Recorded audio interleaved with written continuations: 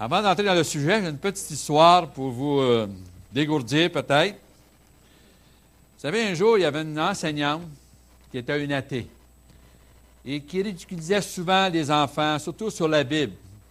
Un jour, elle dit une histoire, il y a une histoire dans la Bible, ça nous dit Jonas dans la baleine, un gros poisson, etc. Puis une petite fille qui était chrétienne, elle avait à peu près 6 ans, elle dit, c'est un gros poisson, c'est pas une baleine.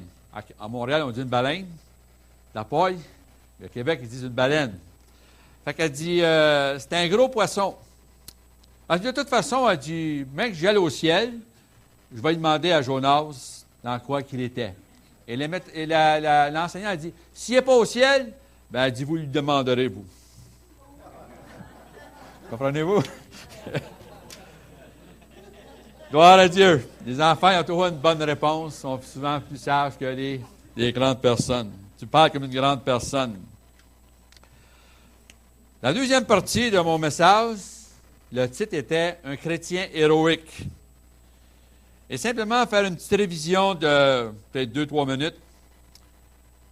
Un héros, c'est quelqu'un qui accomplit un exploit, qui est vraiment dangereux, qui va risquer sa vie, hors du commun, et qui va faire quelque chose de super, vraiment efficace. Je ne parle pas d'un héros olympique qui bat des records, mais d'un héros pour le Seigneur. Et je te demanderais ce matin, qui serait prêt à être un héros pour le Seigneur? C'est une aventure, ça. Avec toi, Seigneur, je peux être un héros, mais sans toi, Seigneur, je ne veux pas. Lorsqu'il a la théophanie, la présence, l'ange de l'Éternel apparu à... Voyons. Non, je perds le nom, là. Hey, je suis rendu vieux, là.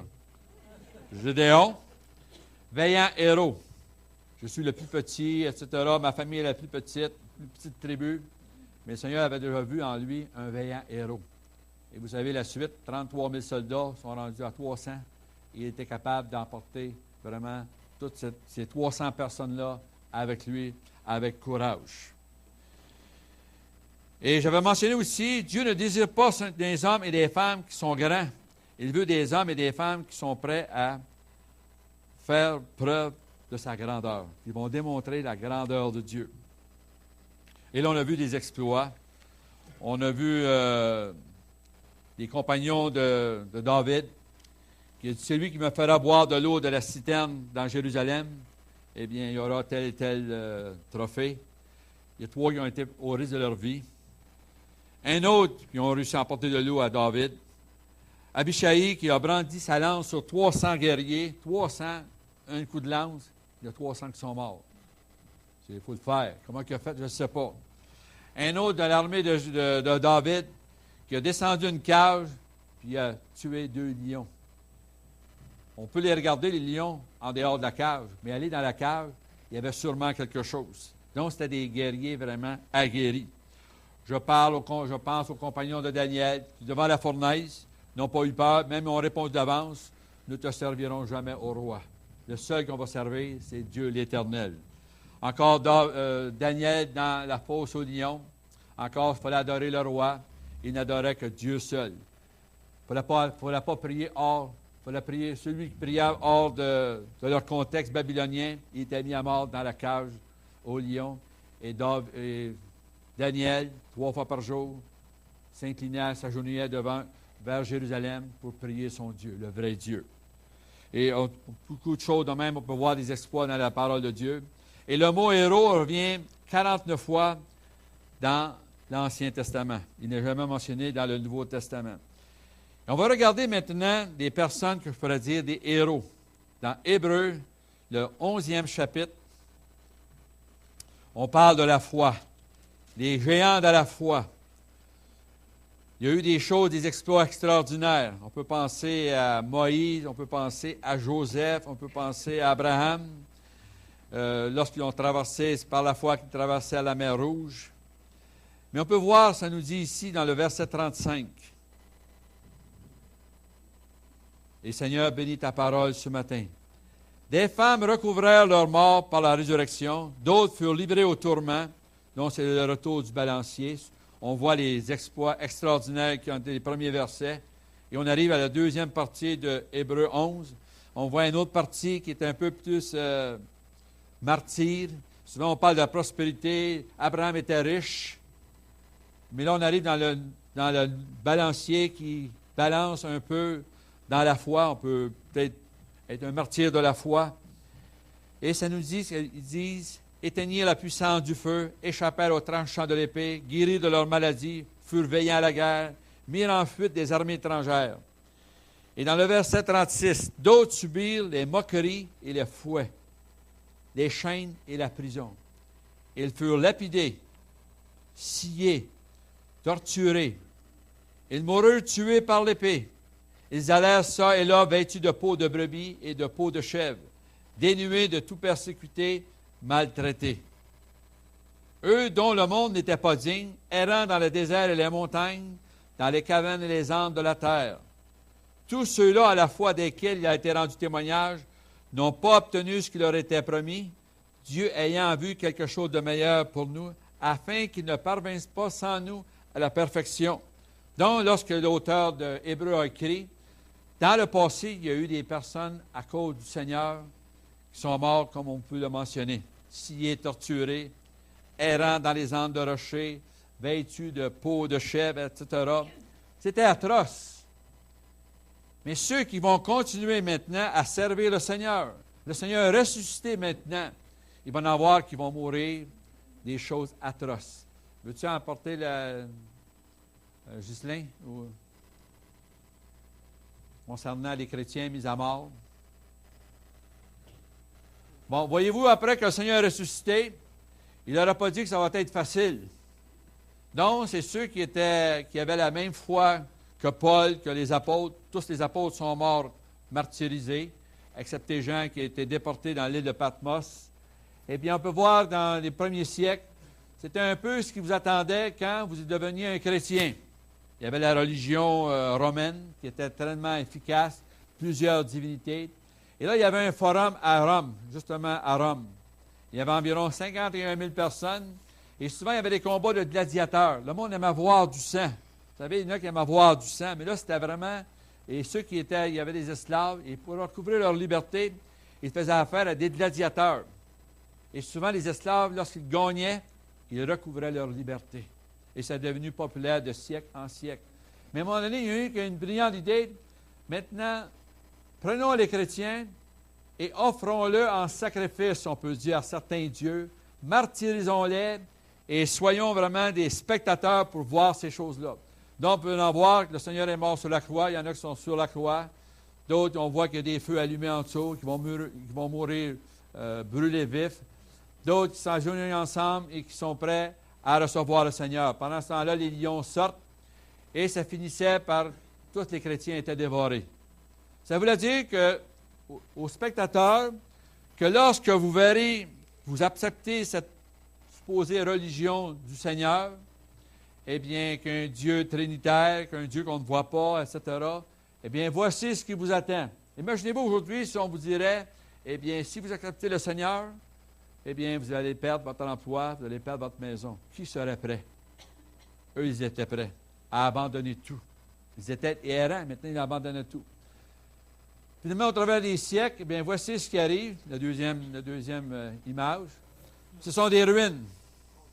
C'est le forum encore exactement le même qu'il y a 2000 ans, mais ce sont des ruines. Tu l'autre aussi, l'autre image? Non, l'autre.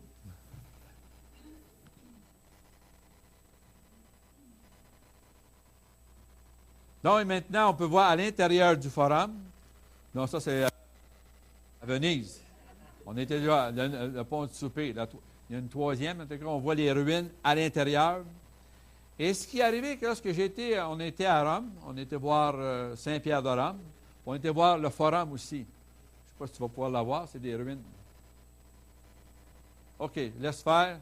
Ça existe encore. On peut marcher sur le pont. Et ce qui est arrivé dans cette place-là, lorsque j'ai été là, souvent lorsqu'ils disent, eh bien, on va à Jérusalem, on va dans la terre sainte, on sent que notre foi augmente, on sent que il y a quelque chose. Et moi, j'ai été 2 fois, j'ai eu l'occasion d'y être 2 fois, mais j'ai presque rien senti dans cette terre-là. Mais lorsque j'ai arrivé au forum, À l'intérieur, qui est maintenant, on voit qu'il y a des tunnels, etc., qu'il y avait des cages. Et j'ai réalisé une chose. En ce moment, je suis un visiteur libre, que j'avais la même foi qu'il y a 2000 ans passés. Moi, je suis libre, mais eux autres mourraient pour leur foi. J'ai dit, Seigneur, je te remercie pour la liberté que tu me donnes. Pour apprécier la liberté que Dieu nous donnait. OK, tu peux effacer ça, là, c'est pas dans le message, ça. Si vous allez à Rome, c'est une ville merveilleuse. Et c'est très beau. Il y a beaucoup de musées, etc. Maintenant, on va arriver dans l'histoire, dans les héros de notre temps moderne. Est-ce qu'il y a des héros dans notre temps moderne? On va dire il y a 100 ans, d'ici il y a 100 ans. Vous savez, on apprenait souvent à la petite école. Moi aussi, je suis venu au Seigneur jeune. À l'âge de 14 ans, j'ai fait une expérience de Seigneur. Ça a commencé à 7 ans. Mon oncle m'a témoigné. Il y avait un verset, je ne sais pas si on peut se rappeler ça, les chrétiens, le texte d'or de la Bible. C'était quoi le texte d'or de la Bible? Hein? Jean 3,16, il n'a pas dit que. Jean 3,16, Dieu a tant aimé le monde qu'il a donné son Fils unique afin que quiconque croit en lui ne périsse point, mais qu'il ait la vie éternelle. Donc, si ce matin, il y en a qui sentent qu'ils n'ont pas la vie éternelle, eh bien, demandez à Dieu. C'est lui seul qui donne la vie éternelle. Et maintenant, c'est bien beau, Dieu a tant aimé le monde, on accepte le Seigneur. Mais si on accepte le Seigneur, il faut être prêt à être identique à lui, non pas dans la divinité, mais dans ses actions. Un chrétien, c'est ça un chrétien. À Antioche, on les appelle des chrétiens. Ils vivent comme leur maître qui s'appelait Christ. Ils ont dit c'était un chrétien. Et vivre comme un chrétien aujourd'hui, ce serait ce verset-là. Et si je prends Jean 15, 13, il nous dit, il n'y a pas de plus grand amour que de donner sa vie pour ses amis. Donnez-vous votre vie pour vos amis?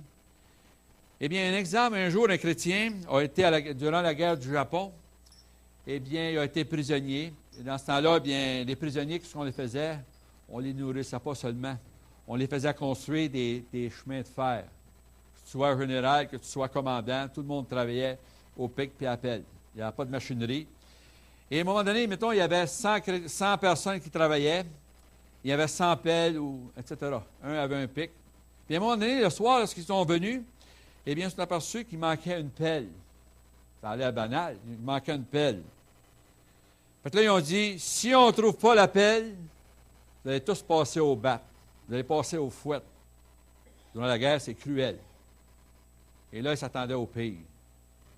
Il y en a un qui s'est levé. Il dit, c'est moi qui ai pris la pelle. OK, les autres, vous êtes libres. Lui, il a mangé une volée, pas à peu près. Presque mort. Et là, tout à coup, bien, tout en le soignant, les soldats se sont mis, les prisonniers se sont mis à le soigner. Ils ont trouvé la pelle. Ils ont réalisé que lui, pour épargner ses amis, a accepté d'être coupable. Et là, ça a tout changé la dynamique dans le camp, les prisonniers. Ça a tout changé la dynamique. Ils ont commencé à vivre les uns pour les autres. Ils ont commencé à fonder une chorale. Ils ont commencé à soigner un l'autre et s'aider entre les autres. Et c'est devenu vraiment quelque chose qui est devenu grand. Et lui, quand la guerre a été terminée, il avait été couronné d'une médaille héroïque. On va voir peut-être à la fin. Cette médaille qu'on voyait tantôt, quatre côtés égaux, il a reçu la médaille héroïque. Il a fait exactement comme le Seigneur. Il était prêt à donner sa vie. Il prenait la culpabilité. Et pourtant, il n'était pas coupable. Il voulait épargner la souffrance à ses amis. Un autre exemple, je pourrais mentionner, dystrophie fibrose kystique. Eh bien, c'est un couple qui vivait dans le ministère, pasteur, homme et femme. Ils ont eu 2 enfants, fibrose kystique, dont l'estomac nous a à respirer, je pense que c'est ça. 4 souffles à la minute, c'est difficile. Ils n'ont pas longtemps à vivre. Il y en a un qui est mort à 12 ans, mais la petite fille est morte à 23 ans. Et il avait écrit une chose, et son pasteur lui avait mis une pancarte. Elle criait, elle souffrait. Puis dans sa pancarte, devant elle était chrétienne. Elle priait au Seigneur pour qu'il puisse la guérir. Il semble qu'il n'y avait pas de guérison. Il y avait une souffrance atroce. Et elle avait comme devant elle cette pensée, la persévérance n'est pas seulement de supporter patiemment les épreuves, mais de les faire tourner à la gloire de Dieu. à la gloire de Dieu. Et les gens dans l'hôpital peuvent dire, elle croyait en son Dieu. Elle croyait en son Dieu. Donc, c'est des choses du passé. Des histoires qui sont arrivées. Maintenant, si on arrive un peu plus près, on va arriver à nous autres. On est ici ce matin. Et ce matin, eh bien, il faut être prêt, comme ces gens-là étaient prêts, décidés. Il y avait quelque chose, s'ils croyaient, il y avait quelque chose qui leur arrivait, mais ils étaient prêts à souffrir pour le Seigneur. Et j'avais mentionné dans la première prédication, il y avait deux choses qui étaient très importantes. Le courage et le sacrifice. Être courageux, être tenace, persévérant, et être comme cette histoire-là, le sacrifice, être prêt à se sacrifier. Dernièrement, bien, j'aime pas le hockey, mais dans le temps des playoffs, j'aime avoir un peu la finale de la Coupe Stanley. Et il y avait un journaliste qui disait, eh bien, pour gagner la Coupe Stanley et gagner la Coupe Mémoriale pour les juniors, le talent ne suffit plus, la gloire ne suffit plus, le championnat que vous avez gagné, la Ligue nationale, ne suffit plus. Pour gagner la Coupe Stanley, il faut être prêt à sortir de notre zone de confort, être prêt à souffrir, être prêt à se sacrifier pour ses amis. Et vous savez, à la finale, quand il y a eu le Pittsburgh, eh bien, il y en avait qui mangeaient des coups. Quand tu avais la rondelle, tu es certain que tu es un candidat pour te faire frapper. Et ce n'est plus des gars de 175 livres, c'est des gars de 240 puis qui veulent te défoncer. Ils étaient prêts. Et chaque personne, chaque changement de ligne devait donner du 100%. S'il y en a un qui se traîne les pieds, eh bien, ça donne l'opportunité à l'autre d'avancer. Et c'est continuellement un combat, un combat, un combat. Et je pense dans la vie chrétienne, c'est un peu la même chose. Il faut être prêt à sortir de notre zone de confort.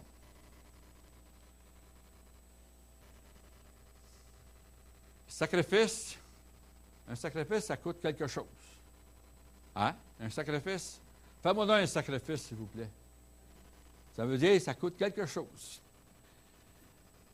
Eh bien, mon beau-père disait, et tournons dans 1er Chronique 29, ça va coûter de l'argent, ça. Lorsqu'ils ont planifié de bâtir le temple, David, eh bien, ça prenait de l'argent. Et regardez comment David, dans 1er Chronique, chapitre 29, offrande volontaire pour le temple. Et David disait dans le verset 2, « J'ai mis toutes mes forces à préparer pour la maison de mon Dieu de l'or, pour ce qui doit être de l'or, etc. Depuis, dans mon attachement pour la maison de mon Dieu, je donne à la maison de mon Dieu l'or et l'argent que je possède en propre, outre ce que j'ai préparé pour la maison du sanctuaire. » Et dans le verset 6, les chefs des maisons paternelles, les chefs des tribus d'Israël, les chefs de milieu des centaines et les intendants du roi firent volontairement des offrandes. Ils donnèrent pour le service de la maison de Dieu. Ils donnèrent. Et mon beau-père disait, quand tu es converti, il faut que tu convertisses le portefeuille. C'est un sacrifice, ça, hein? Vous savez, la dîme, pour moi, c'est pas quelque chose qui est une loi. C'est quelque chose de volontaire. Parce qu'il le faisait dans l'Ancien Testament. Tout appartient à Dieu. Et si Dieu nous demande un petit sacrifice, il demande 10 mettons, c'est pas une loi dans le Nouveau Testament. Pour moi, c'est du cœur. Tu donnes ça du cœur, eh bien, Dieu va te garder, il va te bénir. Ce n'est pas donner 10 pour avoir 1000 pour avoir du 100 mais c'est pour donner, c'est pour apprendre à donner. C'est facile. Les gens vont dire, je n'ai pas les moyens. Mais si tu gagnes 10 000 tu ne donneras jamais 1 000 parce que ça va te faire mal au cœur. Commence des petits montants. Inspire dans les petites choses. Et tu vas voir que les choses vont s'agrandir. Ça va être facile à donner. Tu vas donner. Et il nous parle ici, même, il donnait les chefs de famille, il donnait du surplus, l'offrande. Donc, c'est un sacrifice pour personne. Pour d'autres, c'est une joie. C'est une joie de donner à l'Éternel. Allons à la maison de l'Éternel, et quand c'est une bénédiction de donner à l'Éternel. Ce matin, Seigneur, il y a un besoin, je vais le donner. C'est un sacrifice. mais c'est un sacrifice que j'ai de la joie à le faire. Ensuite, maintenant, courage et sacrifice. La zone de confort. Et là, la zone de confort, eh bien, on va aller plus près encore. Je disais, nous, ce matin, je pourrais dire, on est tous dans une zone de confort. Quand ça ne nous dérange pas, ça va bien. Mais quand ça commence à prendre du temps, c'est un peu plus difficile. Comme je disais tantôt, les joueurs sont prêts à se sacrifier, à être courageux pour gagner le trophée de la Coupe cette année. C'est juste une coupe. Mais pour l'œuvre de Dieu, pour l'Église, on est tous dans notre zone de confort. Et je vais aller encore plus près. Moi et Ginette, on est dans une zone de confort très bien. J'ai pensionné la semaine passée, on a le privilège d'aller en Floride. Ça ne prend pas être riche en Floride. C'est d'avoir des bonnes connexions. On peut louer des maisons pour 1 000 par mois, etc. On connaît des personnes. On va à Christian Retreat pendant 2 mois et 3 mois. Moi, je suis rendu à 2 mois. Moi, 2 mois, j'en ai assez. J'aime bien faire du ski. Mais on est dans une zone de confort. Et ce que Dieu demande ce matin, c'est qu'on puisse sortir de cette zone de confort. Je ne demande pas pour vous mortifier, là. Non, non.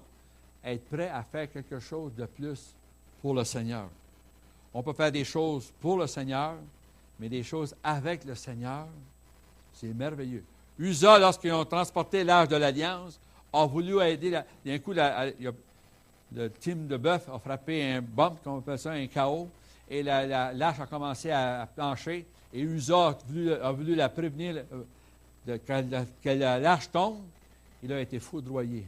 Dieu est capable de prendre soin de lui-même. Vous savez, on voulait conquérir les terres promises pour Dieu. La terre lui appartient. Tout lui appartient. Mais ce que Dieu nous demande, c'est qu'on soit prêt à faire un effort de plus. Et c'est là que ça engage les personnes. À notre intérieur, est-ce que nous sommes prêts à faire un effort de plus? Ça, c'est chaque personne. Et donc, le Seigneur doit sûrement nous parler qu'il y a des efforts, un effort de plus à faire. Un petit poussée, un petit coup de coude, un pas à aider aux autres, à prendre soin des autres, ou quoi que ce soit, à offrir quelque chose qu'on a, si on a un talent, pour le Seigneur, pour le service de Dieu. Cette zone de confort-là, souvent, nous plaît. Et j'avais reçu un pain quotidien, et ça disait d'être radical pour le Seigneur. Et j'avais bien aimé ça, ce pain quotidien-là, anglais. Ça disait d'être radical pour le Seigneur. Vous savez, quelqu'un qui est radical, c'est pas quelqu'un qui est extrémiste ou qui est fanatique. C'est quelqu'un qui est radical dans la base du Seigneur. Et moi, ici, ça me disait l'auteur de ce livre, de ce pain quotidien, quelqu'un qui va en profondeur sur des principes, comme le Seigneur disait, aimez de tout votre cœur, de toute votre pensée, de toute votre âme. De toute votre âme. C'est radical. Lui, il disait, pendant 50 ans, j'ai essayé de balancer ma vie chrétienne. Et je m'étais aperçu que j'essayais de balancer. C'était comme un effort. J'essayais de plaire au Seigneur. Quand celui qui est radical, ce n'est pas quelqu'un qui est extrémiste ou qui est fanatique ou qui est religieux, si on pourrait dire. Mais c'est celui qui va aller, qui est enraciné dans les principes de Dieu. Qui est enraciné dans les principes de Dieu, comme ça, cet verset-là. Qui aimait de tout votre cœur. Celui qui va, on nous dit ici, qui va aimer son voisin. Aimez votre voisin. Surtout, le maire a passé une loi pour ne pas faire de bruit. Puis, à un moment donné, vous avez un voisin qui commence à faire du bruit. Vous commencez à faire du bruit, vous recevez la police. Et le voisin, vous regardez le voisin. aimez votre voisin. Ça va bien aller en voisinage. Le Seigneur le dit. Aime ton prochain. Ton prochain, c'est ton voisin. Ça peut être ton patron. Celui, on nous dit qu'il va dire aussi, qui va prêcher la parole de Dieu, qui va proclamer la parole de Dieu, qui était la mission du Seigneur, aller par tout le monde, pas seulement les prédicateurs, mais chaque personne a un témoignage à donner dans sa vie personnelle. Il y a un voisinage, il y a des personnes qu'il rencontre. Ça, c'est être radical pour le Seigneur. Paul était radical, ça nous dit que Paul a été dans le naufrage, a été constamment maltraité par sa propre nation. Il a presque vécu un assassinat. Il a été dans l'abîme, etc. Mais c'était à cause de l'Évangile. Il était radical. La première chose que Paul, lorsqu'il a été converti, il a commencé à prêcher, on voulait le mettre à mort. Il était radical pour le Seigneur. Mais il faut toujours avoir la sagesse. Faites attention, il faut avoir la sagesse. Avant de commencer à prêcher, est-ce que vos actions sont comme ce que vous allez dire?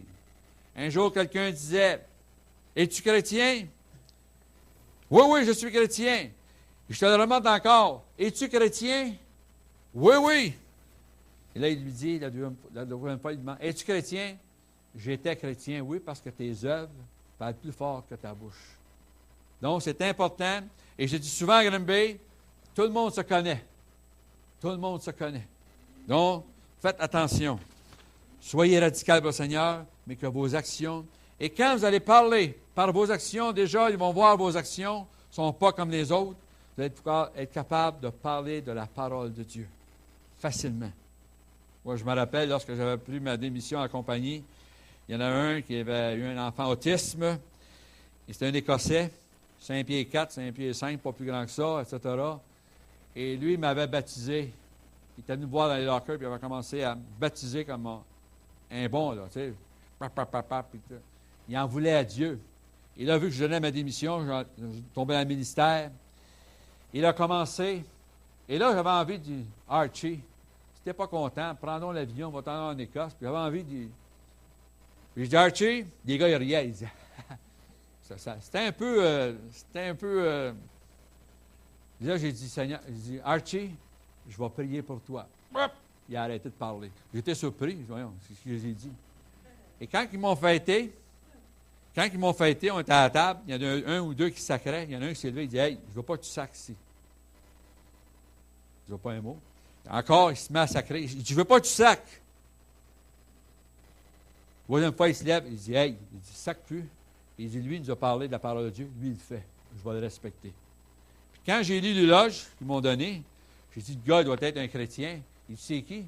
C'est le gars qui t'a baptisé dans les lockers. Ah, j'ai dit, ça a changé, hein? Ça change. Le regard de Dieu change. Vous avez le regard de Dieu. Comme j'ai mentionné dans la première prêche, on a la possibilité d'être un héros pour Dieu. On a la possibilité d'avoir de l'excellence pour Dieu. On a la possibilité de manifester la gloire de Dieu. Voyez-vous ça? Et moi, ma conclusion, c'était, ça a été la semaine passée, ça a été différent. Et on peut regarder, tu peux monter la croix, si tu peux la montrer. Tu l'as pas, OK. Cette croix-là, eh bien, était représentative souvent d'une personne qui était morte, qui avait risqué sa vie. En Angleterre, ça nous dit plusieurs siècles, il y en a à peu près 200 qui ont cette croix-là, qui ont reçu cette croix-là à titre posthume. Ils sont morts, ils ont reçu. Mais là, je fais juste une image. Vous savez, quand on va aller dans le Seigneur, vous savez, dans la royauté, dans les ambassadeurs, la haute hiérarchie, la haute gomme, on peut dire, le président des États-Unis, quand il s'en va devant un autre roi ou devant l'empereur du Japon ou bien devant le premier ministre de Chine, c'est le protocole d'emmener un cadeau. Représenter ça comme un cadeau, comme quelque chose, une offrande. Et là, je fais juste une image. Ce n'est peut-être pas ça qui va arriver. Mais quand vous allez être dans la présence de Dieu, ça sera bon que vous allez aller devant le roi des rois. C'est comme si, je vais faire une représentation, C'est comme vous apporteriez un cadeau au Seigneur. Arrivez pas devant le Seigneur avec rien au travers du feu. Mais c'est comme ça serait apporter quelque chose devant le Seigneur. Parce que l'apôtre Paul dit ceci, « J'ai combattu le bon combat. J'ai achevé la course. Maintenant, la couronne de justice m'est réservée à moi et à tous ceux qui aiment l'avènement du Seigneur lorsque le Seigneur va venir nous chercher. » Ça serait bon peut-être d'arriver devant le Seigneur. « Seigneur, je t'emmène ce que je t'offre de tout mon cœur. » Je me rappelle, 5 jours avant de mourir, mon beau-père, il était chez moi à Pincourt. Et là, il a dit, « Beau-père, voulez-vous faire la prière? » Il s'est mis à pleurer. Là, je savais ce qui se passait.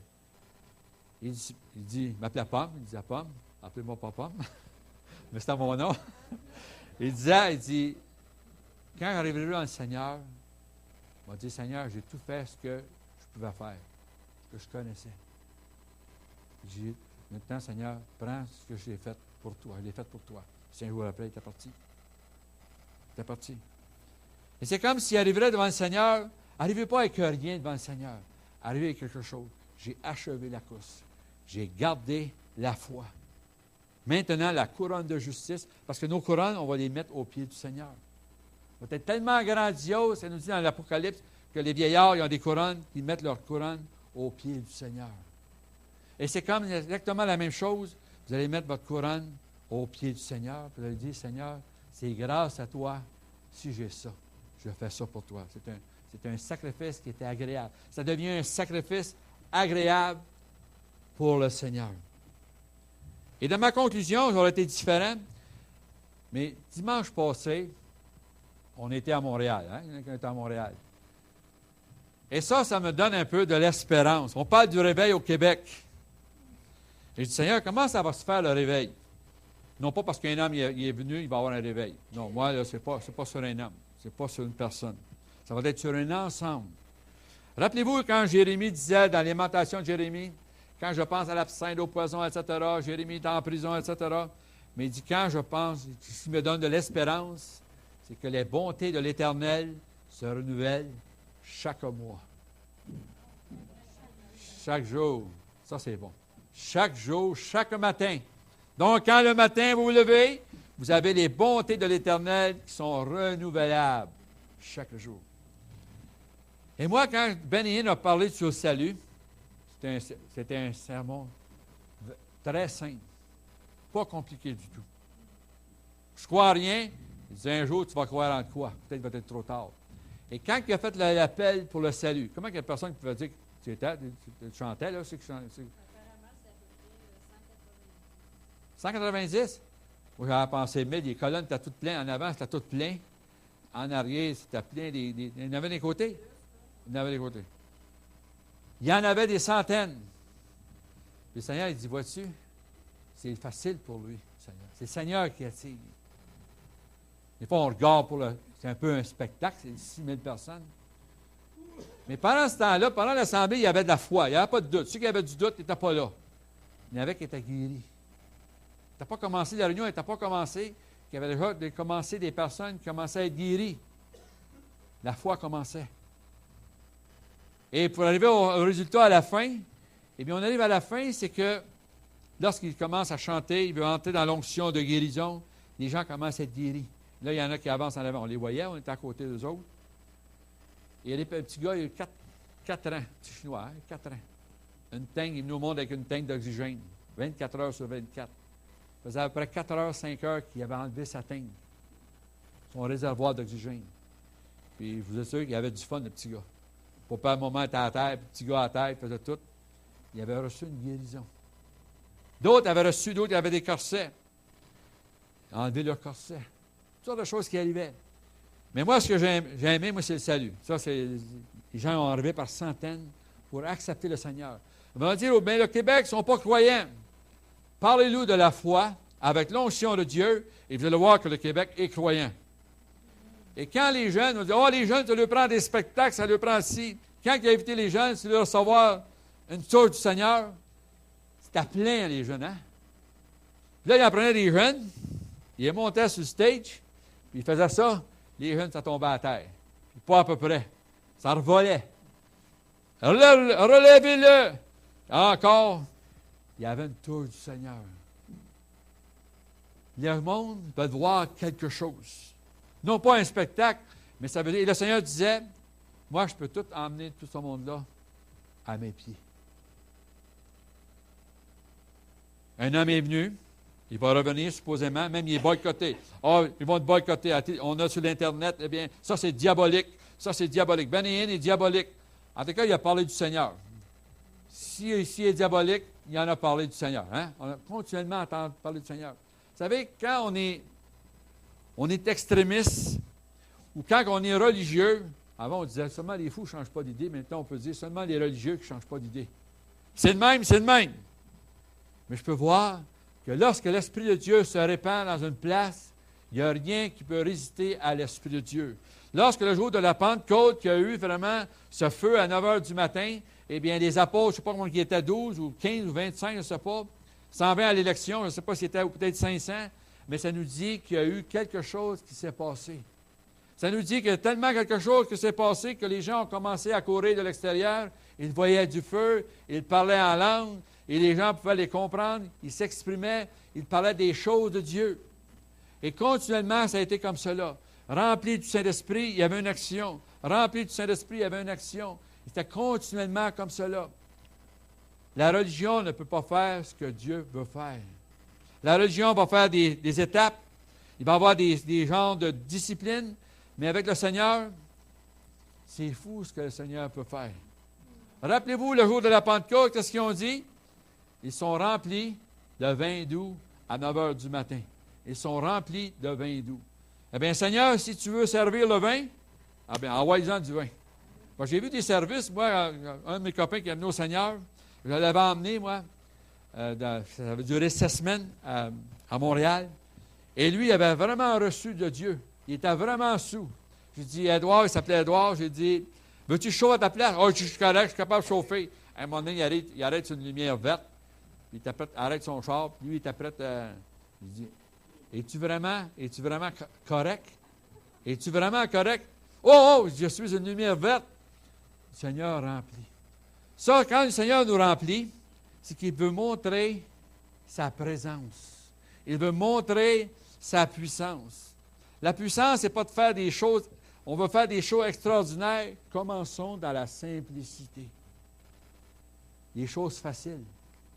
Être fidèle dans les petites choses. Vous savez, le Seigneur, lorsqu'il dit, si tu veux faire de grandes choses, il faut que tu sois fidèle dans les petites choses. Ensuite, Dieu va nous en confier de plus grandes. Donc, ce que Dieu nous demande, je pourrais dire, dans ces temps-ci, et moi, je me mets en question. J'ai eu l'appel de Dieu en 72, je m'en rappelle.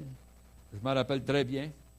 Et quand il m'a appelé pour Granby, j'ai pris une pilule, dormir 12 heures. J'ai dormi 15, à peu près 15 minutes. Seigneur, quand tu vas avoir une réponse. Et le Seigneur veut mettre un appel sur chaque personne, en autant que votre cœur est ouvert, déterminé.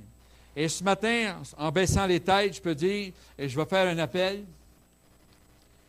si dans votre cœur, vous n'êtes pas sûr que vous allez au ciel, c'est le temps ce matin de dire, Seigneur, je crois en ton nom. Comme la personne, un jour tu vas croire, il va être trop tard. Mais ce matin, c'est comme le salut est présenté, et c'est comme dire, Seigneur, oui Seigneur, je veux te servir. Le chemin, c'est le Seigneur. Je suis le chemin, la vérité et la vie. Nul ne vient au Père que par moi. Ensuite, le Seigneur, le salut, c'est par grâce. C'est un don que Dieu nous donne. C'est par la foi. Donc, c'est aussi simple que ça. Mais ce matin, chaque personne est concernée ici. Voulez-vous être quelqu'un pour le Seigneur? Peut-être pas la personne qui va monter très haut et dire, eh bien, moi, c'est moi qui est le héros. Non, mais c'est moi, Seigneur, qui va être prêt à aider cette personne-là à servir, Seigneur, dans les petites choses, à servir dans le silence, à être quelqu'un, Seigneur, qui va être, si tu serais là, qu'est-ce que tu ferais, Seigneur? Comme cette femme-là qui s'acharnait sur le Seigneur, si je puis toucher le bord de son vêtement, je serai guéri. Elle n'était pas supposée parce qu'elle avait une perte de sang, donc elle était impure. Et si on reconnaissait son impureté, on l'aurait bannie de la foule, mais elle pouvait toucher le bord du vêtement du Seigneur. Et ce matin, c'est comme si le Seigneur se promènerait ici. Qui serait prêt à me suivre? Qui serait prêt à me suivre? Juste qu'on peut voir ces personnes-là, quand on a le passé, qui ont donné leur vie. Et celui qui perdra sa vie à cause de moi la retrouvera. Je ne parle pas du matin de donner votre maison, là, d'aller à l'extrémisme, mais commencez tranquillement à être interpellé par le Seigneur. Et ce matin, on va prendre un temps de prière. On peut prendre quelques moments de prière, prier les uns pour les autres. Parce que la prière, c'est quelque chose qui nous fait découvrir les secrets de Dieu. Moi, je sais que dans le passé, lorsqu'on a eu le temps de prier, on voulait avoir la direction de Dieu. Eh bien, c'est d'avoir le secret de Dieu. C'est quoi le secret de Dieu? Rappelez-vous, lorsque Pierre a voulu savoir qui, un de vous, m'a trahi. Et Pierre était un bold, un gars qui était audacieux. Souvent, il était le premier. Il a dit, Seigneur, c'est qui, Seigneur? C'était un temps vraiment de silence. Et là, bien, qu'est-ce qu'il a dit? Il était voir Jean. Qui était le plus près du cœur du Seigneur? C'était Jean. Jean avait reçu le secret du Seigneur. Et c'est exactement la même chose. Dans chacune de vos vies, je ne sais pas le secret que Dieu a pour vous, mais il y a quelque chose pour vous. Moi, j'ai confiance. Québec, moi, quand je parle du Québec, ça me fait sauter. Le Seigneur va faire quelque chose pour le Québec. Ça fait 11 ans que j'ai cette chose-là. J'ai eu ça, je me rappelle, aux États-Unis. Ça fait 11 ans que j'intercède. Cette semaine, j'étais dans le bois. Je marchais dans le bois après avoir un bon temps de fin de semaine. Et je dis, Seigneur, le Québec, il y a quelque chose. Et ce n'est pas des Américains qui vont venir nous convertir, ils vont venir faire des séminaires. Ça va être des Québécois, des Francs québécois, avec des Québécois qui vont recevoir la formule québécoise. Vous savez, des fois, on dit, bien, les Français comme ça, mais les Québécois sont comme ça. Mais les Québécois, Seigneur, ils n'ont jamais reçu vraiment la visitation de Dieu. Il est temps qu'on puisse recevoir la visitation de Dieu. Croyez-vous que Dieu pourra nous visiter? Et quand Dieu va nous visiter, vous allez voir, les places ne seront pas assez grandes. Comme j'ai vu lorsqu'ils ont avancé, ces jeunes-là, ce n'était pas assez grand parce qu'il y avait quelque chose. Les jeunes veulent avoir quelque chose. Lorsqu'on va leur présenter le gospel, l'évangile de la guérison, l'évangile de puissance, l'évangile qui va sauver, eh bien, les gens vont venir parce que c'est Dieu qui va faire. C'est Dieu qui va faire l'opération. On peut simplement être des porte-paroles de la parole de Dieu, des porte-paroles de l'Évangile, mais ce matin, qu'on puisse, Seigneur, qu'on puisse avancer en avant. Quand il y en a qui peuvent venir ici, qui peuvent venir prier, qu'on puisse prier pour avoir un temps béni dans le Seigneur. Donc, j'ouvre cette plateforme-là ici ce matin, et que s'il y a des gens qui veulent venir, on va prier ensemble, et de ceux qui veulent rester dans le banc, vous pouvez rester dans le banc. Mais prenons quelques instants avant de nourrir notre ventre, nourrir notre esprit. Et ce matin, qui sera les personnes qui vont venir? Donc, je fais une invitation ce matin. Seigneur, bénis cette parole, Seigneur, et que ceux, Seigneur, qui veulent recevoir davantage, Seigneur, qui veulent recevoir une réponse de toi, ô Dieu, qu'ils puissent vraiment venir, Seigneur. Qu'ensemble, on puisse prier. Amen. Oui, Seigneur, tu es tout puissant, ô Dieu. Alléluia.